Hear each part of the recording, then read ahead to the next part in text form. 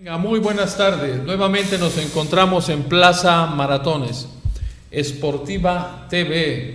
Señores adultos mayores, mujeres y hombres, no dejen de ver este excelente programa. Sintonícenos en www.sportivatv.com, en sportiva.com, canal 500 de internet, no hay más. Bueno, pues hoy es un día muy importante porque vamos a hacer un reconocimiento a un hombre que ha dado su vida en la educación física, pero en un ámbito muy importante que es de los deportes paralímpicos, antes llamado deporte para discapacitados, algunos llaman los plusválidos, y hay un número importante de adjetivos de estos deportistas que le han dado gloria y nombre a nuestro país, México. Para mí es un orgullo y estoy muy satisfecho que Eleazar Hernández Díaz haya aceptado venir al programa. Eleazar, muchas gracias por venir al programa. Al contrario, doctor, gracias a ustedes por interesarse en difundir todo este tipo de actividades. Pues Eleazar, el tema de los deportes paralímpicos parece ser que es como de generación espontánea, lo que nos transmiten las televisoras grandes, las televisoras de paga, etcétera. Pero hay una historia y yo creo que es muy importante saber de esta historia. Eleazar, ¿por qué tú estudiaste educación física ya en principios de los 70, finales de los 60?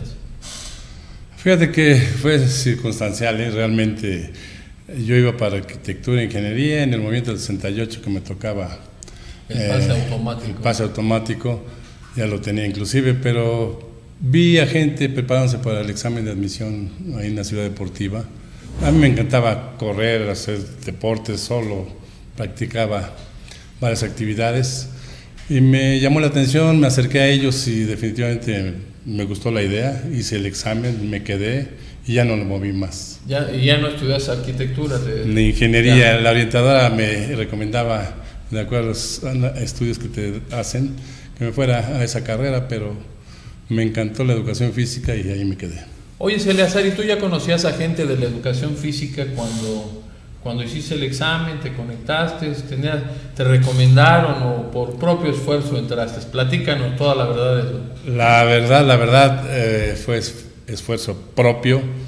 Me encantaba, siempre andaba tras la maestra, el maestro de educación física, querían ser el capitán del equipo y siempre en la cuestión del deporte.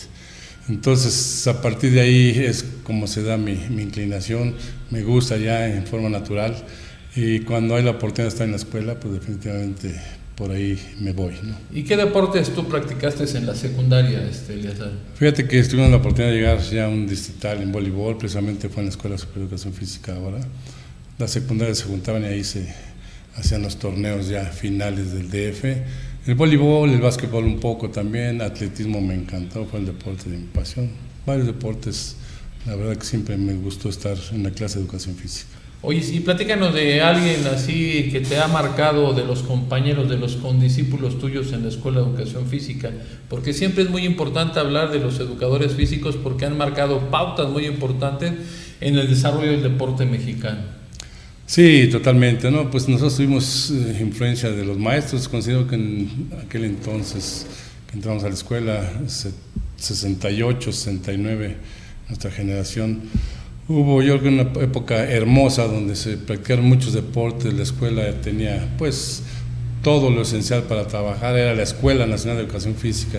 Si querías tú estudiar educación física tenías que venir aquí al DF, y el 80% de la gente de provincia, entonces era un ambiente especial, único, gente que hacía el esfuerzo de venir desde su estado para estudiar, entonces gente muy aplicada, muy dentro de lo que quería hacer. Muy bien, Eleazar, ¿y cómo es tu primer contacto con el deporte paralímpico, con la silla de ruedas, el básquetbol sobre silla de ruedas? ¿Qué es lo primero? ¿O trabajas con ciegos o con personas con secuelas de poliomielitis o qué es lo que pasa? Ahí nuestro amable público ya está viendo ese video que amablemente tú has traído. Ahí podemos ver niñas que usan unas prótesis, etcétera. ¿Cuál es el primer deporte en el que tú te interesas y por qué tú llegas y te pega en el corazón estos niños, estos jóvenes? Fíjate que igual que la carrera, de repente nos dan la plaza, terminaron la carrera de educación física, una comisión de 12 horas a trabajar, me mandan a una escuela secundaria, aparentemente era convencional, llego y era el centro de rehabilitación del INPI, para mí fue una sorpresa, yo no tenía idea de lo que era la polio, cómo se trabajaba con la gente, y afortunadamente hubo buena recepción de parte del director del centro de rehabilitación, de la escuela secundaria, llegué comisionado, me ofrecieron toda la ayuda, el apoyo, yo tenía 3 días para escoger la escuela, no pude dormir los 3 días porque... ¿Estabas en la incertidumbre de aceptar o no aceptar? Sí, porque era un tema desconocido para mí. Pero en ese sentido siempre me han gustado los retos, ¿no? Siempre me han gustado las cosas nuevas, siempre me gusta innovar en lo que he hecho. ¿Cómo se llamaba esa secundaria, Eleazar? Escuela Secundaria 153. 153, ubicada en Benito Juárez.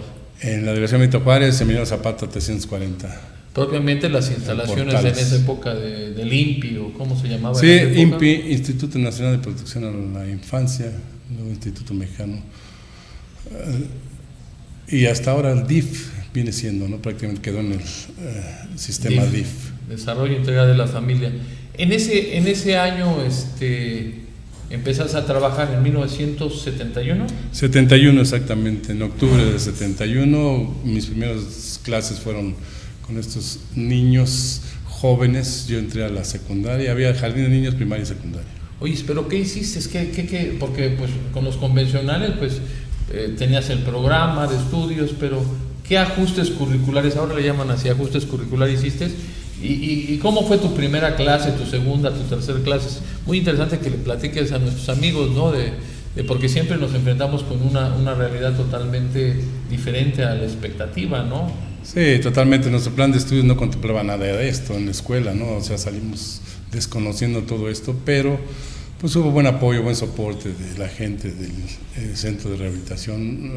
Tenían años ya queriendo tener un profesor de educación física para la escuela y no lo lograban. Llego yo comisionado, pues no me dejaron salir, ¿no? Prácticamente. Entonces se hizo un muy buen equipo de trabajo y gracias a eso pues se inició la actividad. Entonces primero iniciaron con el básquetbol sobre sillas de ruedas. ¿Qué tipo de deportistas eran? ¿Amputados, con secuelas de polio? ¿O quién integraba esos equipos en ese momento, en 1971-72, que tú te enfrentas a dar clases con niños sobre silla de ruedas? Sí, el 80% era secuela de polio, después de la epidemia que tuvimos en México. En esa época, ahí ese tipo de situación era lo que más se trataba, la secuela de polio. Y tienen su proceso de rehabilitación, de integración, de estudios, se les facilitaba el transporte a toda esa comunidad del Centro Pedagógico Infantil, en aquel entonces se llamó. En ese sentido es como se empezó pues realmente a buscar alternativas, empezamos a darnos cuenta que había ya una federación internacional de deporte para discapacitados. Nos dimos a la tarea de ir, traer reglamentos, vivir 15 días toda esa competencia. ¿En dónde fue esa experiencia de ustedes?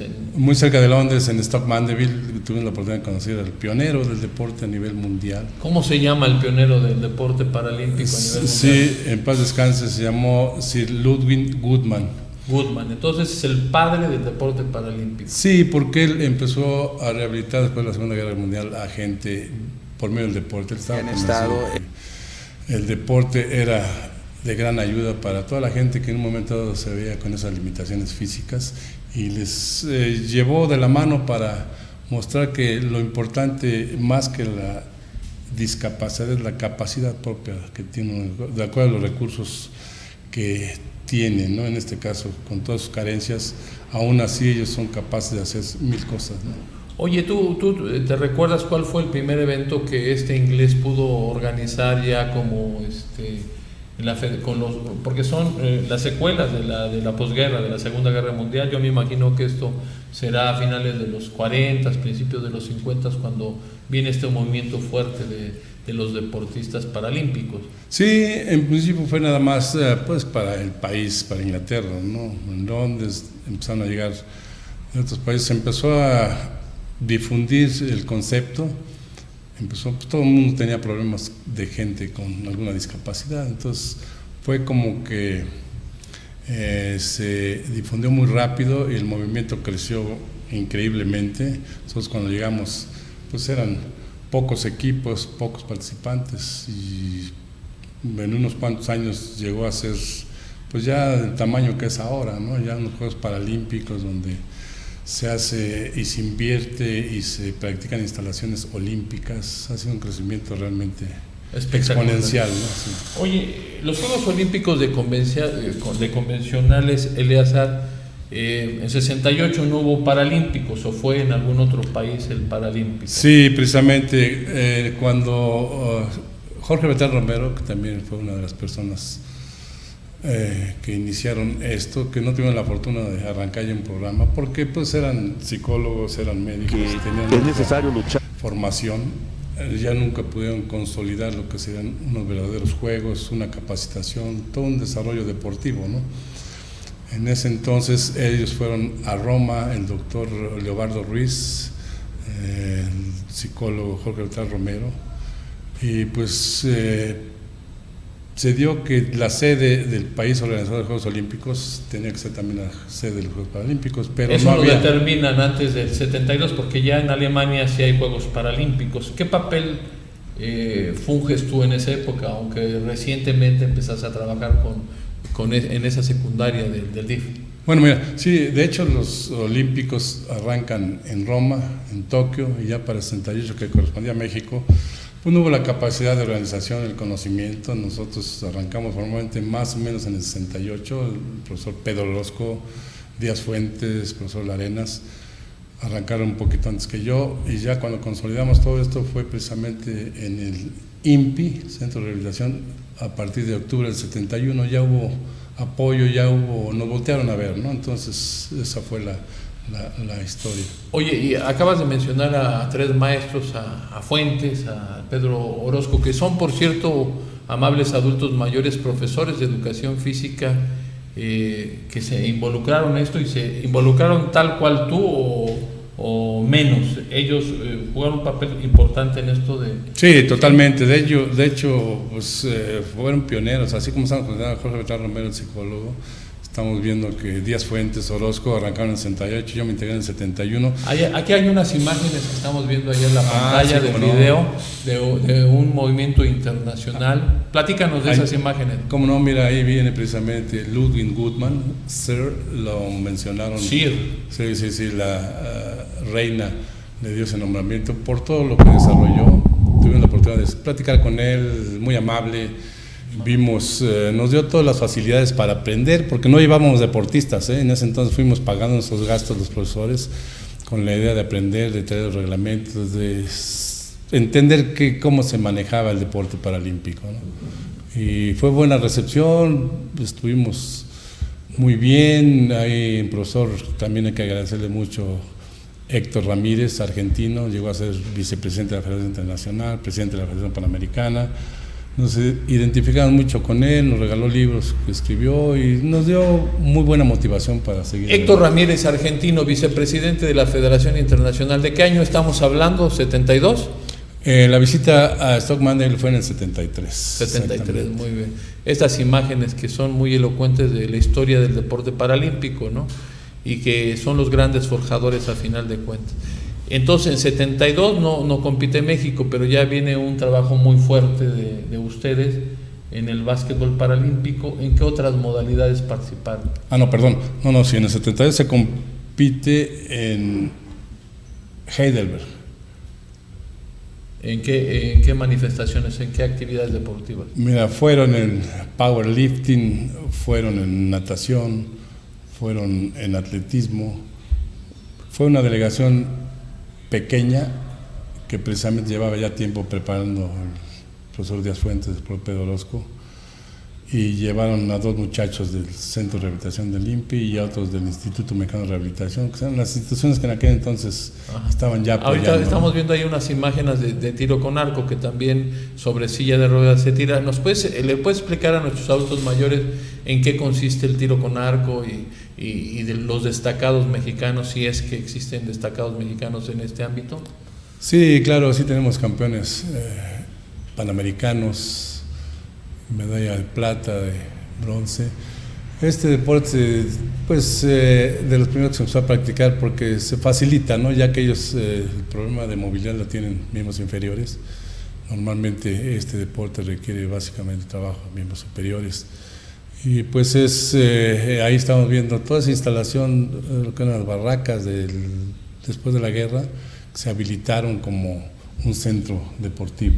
Bien, muy bien. Todo improvisado porque inclusive la carrera de 100 metros se hacía en forma de lanzadera, eran 4 carriles de 100 metros de largo, ir y venir, ¿no? Entonces, era ida y vuelta, ¿no? Sí, empezó más recreativo, ¿no? Y ya ahorita ya todo está muy sofisticado. Tiende ya a pegarse al reglamento internacional del deporte convencional, ¿no? Esa es la tendencia general. Bueno, pero obviamente para ir a una situación internacional, ¿cómo se empezaron a organizar? Yo ya me has platicado y desde luego yo sé que tú trabajaste en la universidad. Dime, ¿cuál fue tu papel como promotor de deporte paralímpico en la Universidad Nacional Autónoma de México? ¿Fuiste dirigente? ¿Fuiste presidente de esa asociación? ¿Cómo estaba la cosa? Sí, como no, mira, nos tocó trabajar. Normalmente el INPI daba atención a los muchachos de jardín de niños a secundaria. El INPI atendía desde preescolar hasta secundaria. Ya en preparatoria ya no les facilitaba más que el transporte, ellos tenían que buscar su escuela, inscribirse y quedaban fuera de lo que eran los beneficios. Y ahí se perdían. ¿En qué estrategias utilizaron para que esos deportistas no quedaran fuera de algún proceso selectivo de calificación para ir a estos grandes eventos internacionales? Pues mira, ahí fue muy interesante porque los muchachos, al ver que empezamos a salir a competir Alemania, otros países, se interesaban más todavía por integrarse al deporte, ¿no? Tenían como ilusión poder viajar, ¿no? Para ellos era completamente nuevo, entonces en ese sentido hubo mucha promoción. En cuanto salieron las primeras delegaciones, pues la gente que en un momento estaba aislada, que sus familiares no los sacaban a un deportivo, a activarse físicamente, empezaron a tener esa inquietud, a motivarse con ese tipo de eventos, ¿no? Entonces, formalmente en 1972, mi querido Eleazar, se formó la agrupación porque festejaron 45 años ya, ¿no, Eleazar? Ah, sí, eso tuvimos un festejo del primer torneo de básquetbol que hubo en México, que precisamente pues, se hizo con primaria y secundaria. Uno de los detalles que hubo muy interesante que había que voltear a ver en la actualidad es que tuvimos un desempeño con niños, jardín de niños, primaria, secundaria, una secuencia, un seguimiento que pocas veces se da en el deporte, ¿no? Esa es una de las cuestiones que nos dio tantos triunfos. En 8 años ya estábamos en el 13º lugar del mundo. 13º lugar, sí, ¿no? Sí, excelente. sí. En promedio de 8 años, ¿no? Entonces, ¿por qué? Porque llevamos desde los jardín de niños hasta la preparatoria todo un plan, un proyecto de entrenamiento, de preparación. Entonces, bien importante regresar a las escuelas, bien importante tomar la escuela como eje en el sentido formativo, si es de educación física, con mayor razón, porque pues tienes más resultados, tienes todo un seguimiento con los muchachos, ¿no? No puedes aspirar tú de repente convocar y que te lleguen ya muchachos de 15, 20 años, ya realmente traen algunas carencias, ¿no? Ya no traen una formación. Ahorita hablamos de lo del 76 de Montreal, que ya ustedes jugaron un papel muy importante como Universidad Nacional Autónoma de México. Mis queridos adultos mayores, recuerden que el diplomado está en marcha ahí en la Confederación Deportiva Mexicana, sigue existiendo la CODEME, ahí en puerta número 9 de Ciudad Deportiva, márquenos al 5648-1852, todavía hay un lugar para que usted asista a este importante diplomado. Y desde luego, bueno, pues agradecer a todas las llamadas que me hicieron en relación al programa de los grandes maestros de la yoga que estuvieron hace 8 días en esta misma mesa y que siguen de gira en México, en el estado de Hidalgo, en Querétaro, y están haciendo sus conferencias, especialmente la de yoga y neuroplasticidad.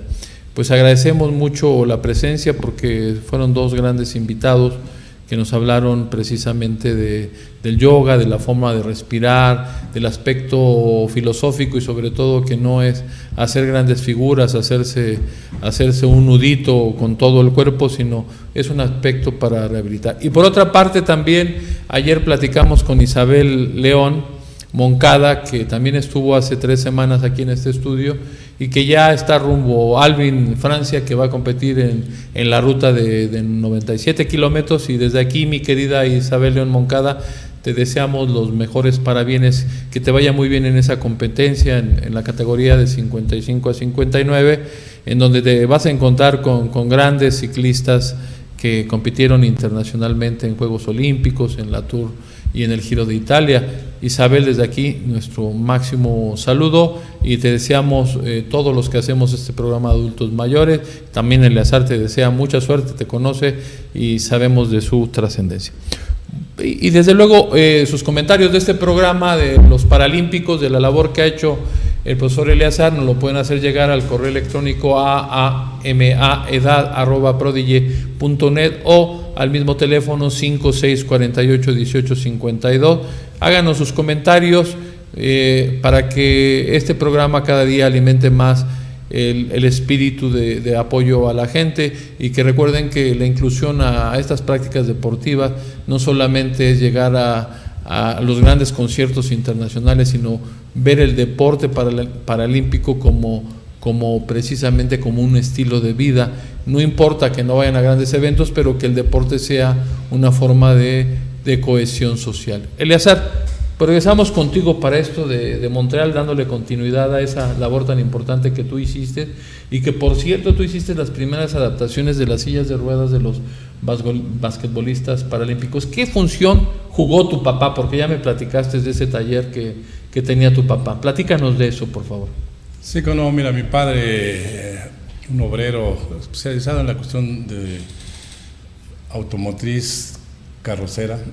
En su taller yo aprendí desde niño a manejar esos materiales.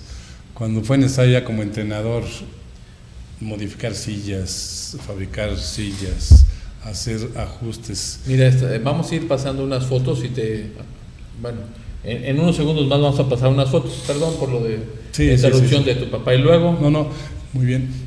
Lo que sucede es que al tener ese conocimiento ya en forma natural se me dio, porque muchos de mis compañeros, el mismo profesor Sergio Durán, que es el director técnico de la federación, me preguntaba cómo yo sabía soldar, cómo sabía yo cortar, cómo sabía hacer ese tipo. Entonces el trabajo en las sillas había que cortar, había que soldar y hacer las adaptaciones, ¿no? Claro, sí, y sí, pues ya los muchachos ya estando en preparatoria, ya gente pues ya con cierto inquietud, aportaban también, porque no fue cuestión nada más mía, los mismos muchachos del equipo, nos juntábamos ideas, si alguno había salido a competir traía alguna novedad que había que integrar para mejorar nuestra silla. Entonces se dio esa cuestión en equipo y por lo mismo tuvimos buenos resultados. Llegamos, yo considero que la propuesta de nosotros de la primera silla de 3 llantas para atletismo. Esa propuesta no la usaban en ninguna otra parte del mundo, fue una propuesta hecha en México con ideas tuyas. ¿Y de quién más, Eleazar? Pues del mismo equipo de trabajo, de los muchachos de otros equipos, tratando siempre de competir, de ganarle al contrario. Pues inventábamos que si unas llantas más delgadas, que si metíamos rin de aluminio, que si le metíamos alguna modificación a la estructura. Entonces se fue dando en forma natural por la misma competencia que tenemos entre nosotros, y llegamos a avanzar mucho, de tal manera que la propuesta que se dio de silla de 3 llantas para correr, consideramos que en ese entonces fue la primera que hubo a nivel mundial. No teníamos todavía preparada la silla para 4 llantas porque el reglamento no lo permitía. ¿En qué momento permiten las 3 llantas? Ya se dio años después, realmente fueron viendo el avance, la capacidad de los muchachos, todo el desarrollo, se fueron preparando, entrenando mejor, sus habilidades mejoraron. Entonces en ese sentido sabían que podían hacer. Mira, vamos a la sección de las fotos que amablemente seleccionamos aquí con la ayuda de Iván. Venos platicando un poquito de ese evento, en donde fue, en el Deportivo Benito Juárez, en el INPI. Sí, fíjate que fue en el Parque de las Arboledas. Ahí los egresados de la secundaria, al no tener a dónde ir a jugar, pues los integramos los mismos terapistas físicos. Hicieron un grupo muy bonito donde a base de rifas, de tardeadas, juntábamos para poder tener el material deportivo, adaptar las sillas, y fue uno de los primeros equipos que en forma independiente de la estructura de gobierno se empezó a desarrollar, ¿no? O sea, con tardeadas, con kermeses, se hacían de las adaptaciones a las sillas de ruedas. Sí, sí, sí. ¿El gobierno apoyaba en algo en ese momento? Ya para ellos no, apoyaba a secundaria, primaria, el del DIF, INPI, pero ellos ya...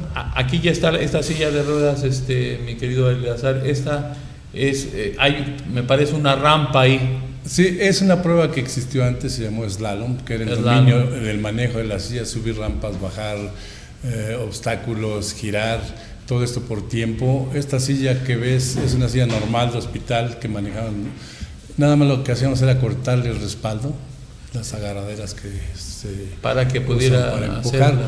Y ya con eso había cierta libertad, ¿no? Las llantas muy chiquitas adelante, pues era adaptar la llanta convencional de hospital porque no había recursos, no había todavía tampoco tantas ideas como para mejorar la silla.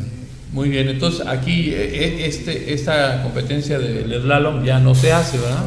Actualmente no, ha ido evolucionando, han ido cambiando. Aquí que podemos ver, ahí se ve también la instalación del Deportivo Benito Juárez, ¿no? Me decías ayer la Comex. Sí, fíjate que ese es lo que es ahora la estación del metro, la línea dorada de Venados. Enfrente está el edificio delegacional y está el Deportivo de la delegación Benito Juárez. Todo esto fuimos a ver en aquel entonces una exhibición a las autoridades para mostrar las necesidades que teníamos de instalación, ¿no? Entonces hubo eco de parte del profesor Sandalio Sáenz de la Maza, que fue el coordinador deportivo en aquel entonés de la delegación. ¿Estamos hablando de qué año, Eleazar? ¿Esta foto más o menos de qué año es? Estamos hablando del 73, 72, 73, 74 más o menos. Muy bien, cuando entonces el profesor Sandalio Sáenz de la Maza era el jefe del deporte en la delegación Benito Juárez y siempre dio apertura, ¿no? Sandalio, ¿verdad? Totalmente, sí, tan es así que en el Deportivo de Arboledas ahí se hizo el primer torneo abierto de deporte en silla de ruedas. ¿Por qué? Porque lo que hicimos en el INPI, DIF ahora, fue a nivel interno, ¿no? Y este es un volantito, ¿no? Este es un volantito que invita a usted a Jorge Beltrán Romero. ¿Qué papel jugó Jorge Beltrán Romero? Psicólogo que tuvo la oportunidad de estar en Roma, pedir la sede para México o enterarse que le tocaba a México organizar los Juegos en el 68 junto con el doctor Leobardo Ruiz, y pues trajeron toda esa inquietud, la información. Desgraciadamente no se desarrolló en México porque había falta de infraestructura, pero se desarrolló en Israel y fue el arranque, vamos a llamarle formal, ya de integrarnos todos en el aspecto deportivo, ¿no? Para poder competir y participar. Bien, y obviamente aquí damos un salto, ¿no? Aquí en esta foto, esta primera es una forma de entrenamiento, son algunos amputados, algunos con secuelas de polio, están con unos balones colgados. ¿Hay qué modalidades de deporte paralímpico, mi querido Eleazar? Sí, cómo no, mira, este es precisamente un deportivo que está en Pilares y Matías Romero, que nos los prestaron la delegación, el profesor Sandal nos dijo, quédense ahí a practicar, ahí les damos una bodega para que guarden sus sillas, hubo muy buen apoyo. Ahí ves a los muchachos al frente, están con pelotas medicinales, se está entrenando lo que ahora se maneja como muy actual, el entrenamiento funcional a base de implementos. Nosotros lo hacíamos desde aquel entonces porque era la mejor forma para entrenar a la gente con alguna discapacidad.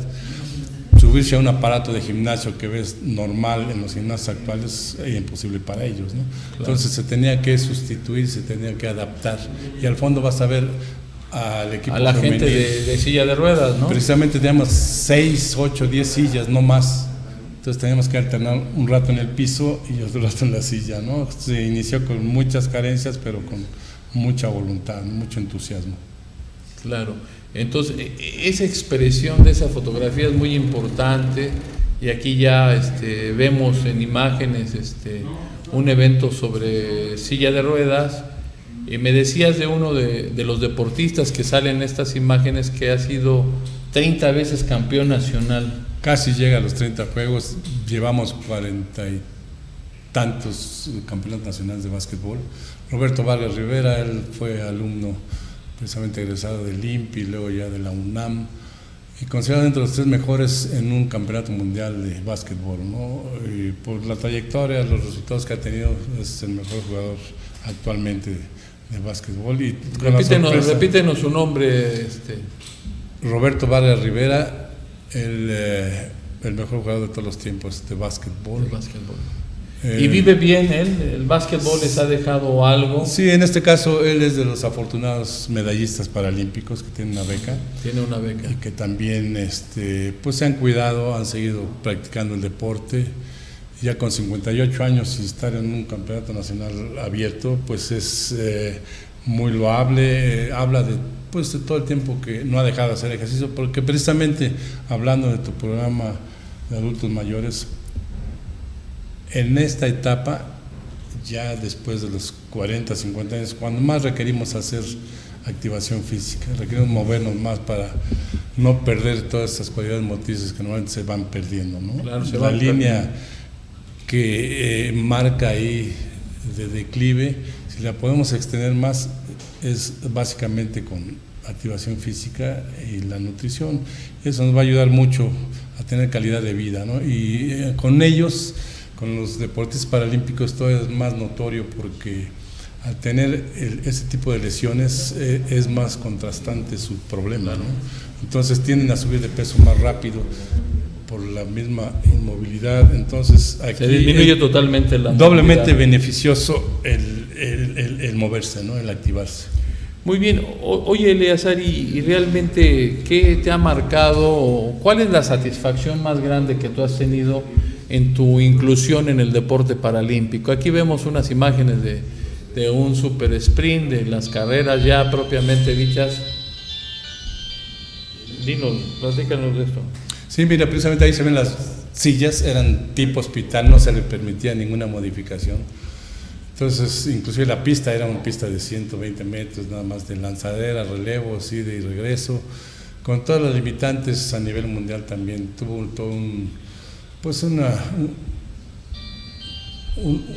vamos a llamarle una evolución, ¿no? Entonces, en ese sentido, pues ha mejorado mucho, sobre todo el aspecto económico, ¿no? El apoyo que tienen sobre todo países de primer mundo, pues siempre están más conscientes o tienen más posibilidades de apoyar a las actividades. Aquí en México se ha dado un poquito en menor cantidad, pero sí sigue la gente, los muchachos, el profesorado, siguen entusiasmados y siguen dando mucho de sí para lograr medallas, que al final de cuentas después la reflexión mía sería lo importante no son las medallas, sino claro, lograr integrar a toda la gente con discapacidad a la sociedad, a sus actividades físicas, a que sea un verdadero proceso de integración, de rehabilitación.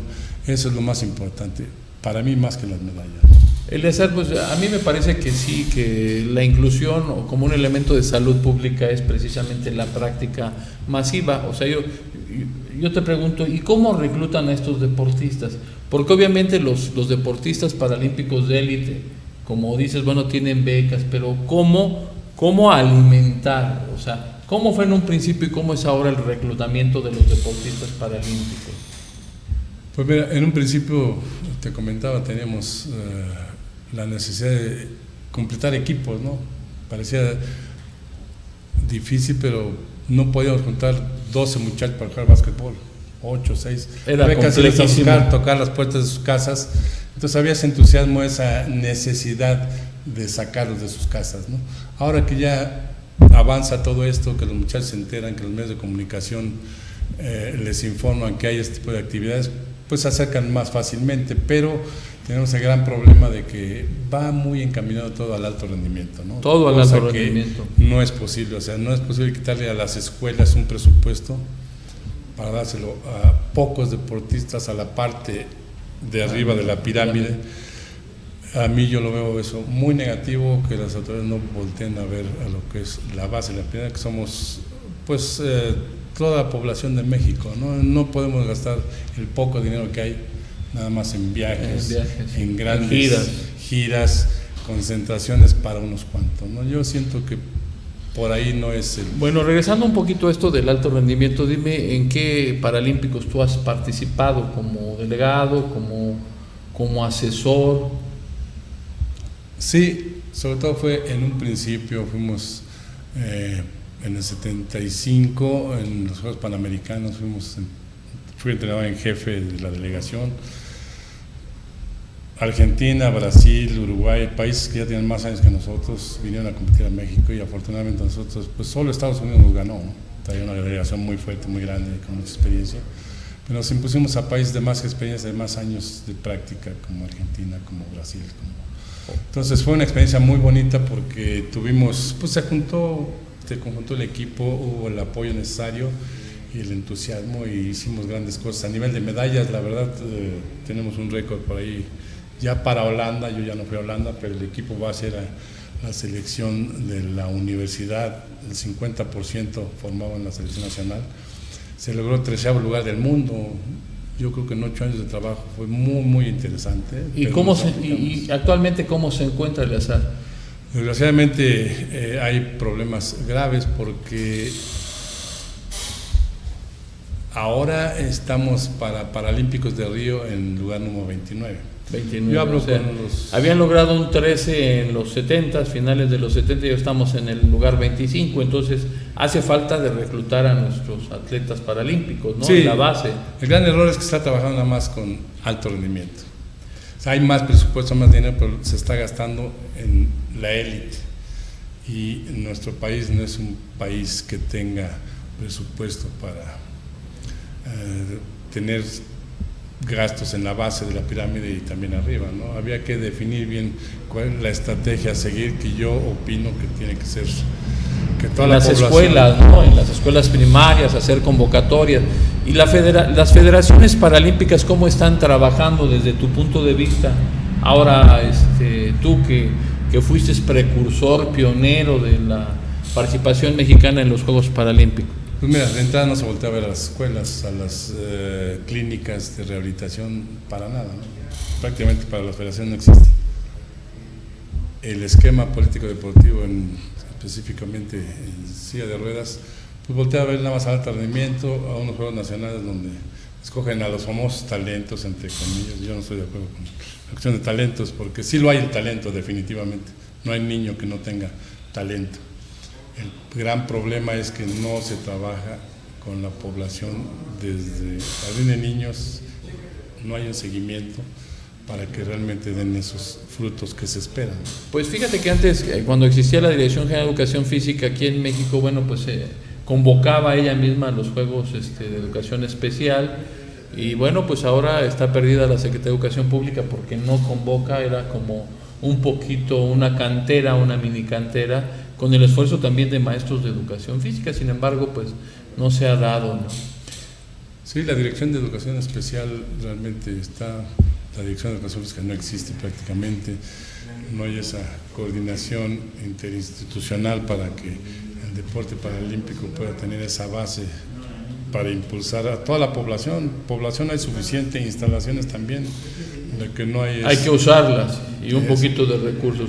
Oye, Eleazar, y después das un salto importante en tu vida en lo que se refiere a los aparatos. Háblanos un poquito de esa historia, cómo logras empezar a hacer maletas de balones, aparatos de gimnasia, y se convierte pues en un importante, una escuela, porque tu escuela de gimnasios pues ha marcado pautas, ¿no?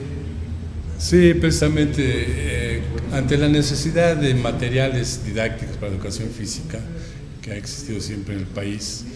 Normalmente aquí practicar deporte, pues te pones tus tenis, tu ropa, vas a una competencia, una medalla, y eso es lo que existía en aquel entonces, hace 40 años que nos interesó fabricar, aportar ideas para material didáctico deportivo, ¿no? Así surge entonces la idea de EHD, Eleazar Hernández Díaz. Yo decía Eleazar Hernández Deportes, ¿no? Pero ¿cómo da luego el salto de materiales didácticos? Obviamente, aunque también los aparatos gimnásticos son materiales, pero yo me he quedado con una idea que tú has expresado mucho, que ahora lo bueno es el entrenamiento funcional. Mira, sí, lo que pasa es que al final de cuentas el entrenamiento funcional es la preparación física. La preparación física a nivel de todos los deportes es la columna vertebral.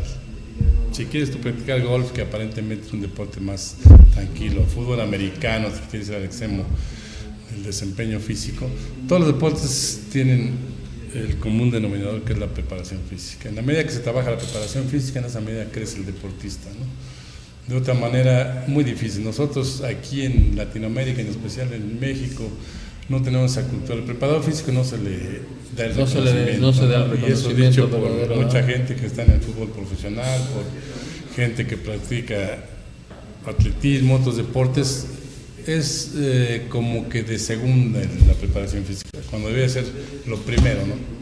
Y eso se requiere, pues, toda una preparación, para eso se requiere profesionales en la educación física, en entrenamiento deportivo, se quiere gente que, pues, sepa todo el aspecto biomédico, ¿no?, del entrenamiento. Entonces ese es el problema que tenemos, yo pienso. Bien, y vamos a mencionar algunos deportistas paralímpicos de la época en donde tú estuviste, 72, Juegos Olímpicos en Montreal, después algunos nombres de deportistas famosos. Ahí está el famoso Gus Sánchez en la natación, ahí está Dora Michi de Michoacán, ahí está Saúl, el oriundo de Ixtacalco, que ahora vive en Estados Unidos, ¿no? En esas sillas de ruedas tan sofisticadas. Sí, mira, yo creo que calidad hay, ¿no? Gente con talento hay, y ha habido muchas gentes relevantes. En ese sentido, pues yo creo que tenemos ya el ejemplo de todos esos muchachos para continuar, ¿no? Aquí lo importante es, más que seguir hablando de nombres, crear una verdadera estructura que nos permita crecer, no estancar. Siento que estamos un poquito estancados, pensando en las necesidades del político que quiere siempre sacarse la medalla, regresando a los Juegos Paralímpicos, y quiere estar ahí en otro tipo de cuestiones, más no en la esencia, que es ver las necesidades, hacer un análisis de dónde estamos parados, qué se requiere, si se van a gastar 20 pesos, saber cómo lo vamos a distribuir ese gasto para que impacte a la mayor cantidad de muchachos en el país. Oye, en tu gimnasio, porque tenías un gimnasio ahí en la Colonia del Valle muy grande, luego tienes el de Tasqueña para que nuestros adultos vayan allá y les haces un descuentito, o claro, el de Tláhuac, sí, a nuestros adultos mayores que quieran hacer gimnasio y que permeen esto del entrenamiento, el entrenamiento funcional. Pero tus gimnasios no tienen barreras arquitectónicas, ahí te va una con jiribilla. Claro que sí. Mira, precisamente hemos tenido ya varias pláticas. Hay una asociación ya nacional de propietarios de gimnasios y hay ese tipo de problemas, ¿no? La accesibilidad que se tiene, la misma atención. Normalmente los gimnasios hasta hoy están hechos para gente que no tiene ningún problema de salud, normalmente para la gente que no tiene alguna discapacidad o no está en proceso de rehabilitación. En ese sentido, esas limitantes estamos tratando de analizarlas y estamos logrando cosas bien interesantes.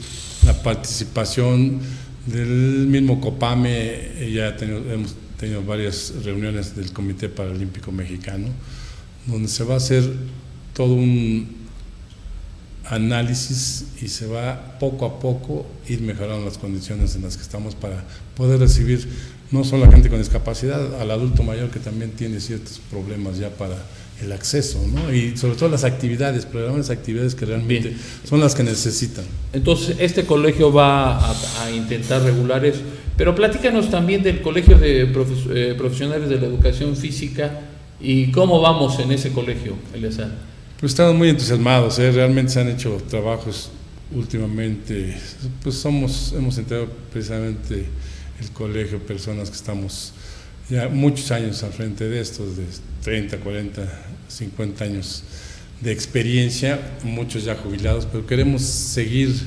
dejando huella y sobre todo el aspecto firme a las generaciones que vienen, ¿no? La experiencia que tenemos creo que está siendo de mucha utilidad, están haciendo varios proyectos, estamos invirtiendo en la difusión de varios conceptos, los programas de educación física que se tienen que mejorar mucho, en eso estamos trabajando y hay mucho entusiasmo. El equipo realmente de trabajo del Colegio de Educación Física está participando decididamente y está creciendo. Afortunadamente los compañeros, muchos que ya estaban jubilados, que ya no... Los rescatamos. Pues ya el tiempo es un super tirano aquí en la televisión, se nos fue como agua el tiempo y hacer. Pues yo te agradezco ampliamente tu asistencia aquí, te agradezco también el que estés apoyando fuertemente al Colegio de Educadores Físicos y bueno, pues saludar al buen Ovidio, saludar al doctor Ibarra, saludar a Ochoa, a Jorge Vital, a gente que ha sido puntual en esta labor del colegio. Y bueno, inscríbanse, entren a Facebook, HEHD en Face y ahí entren en contacto con Eleazar. ¿Algún celular, Eleazar? Pues la página ehd.com.mx es una empresa que está definitivamente a la vanguardia en la preparación física, en los implementos, y después viene la capacitación a la par y tenemos varias propuestas que son interesantes. Pues muy bien, Eleazar, un saludo a mi hijo que ya en 2 semanas regresa de Alemania. Muchas gracias, buenas tardes, bienvenidos, buen provecho. Gracias.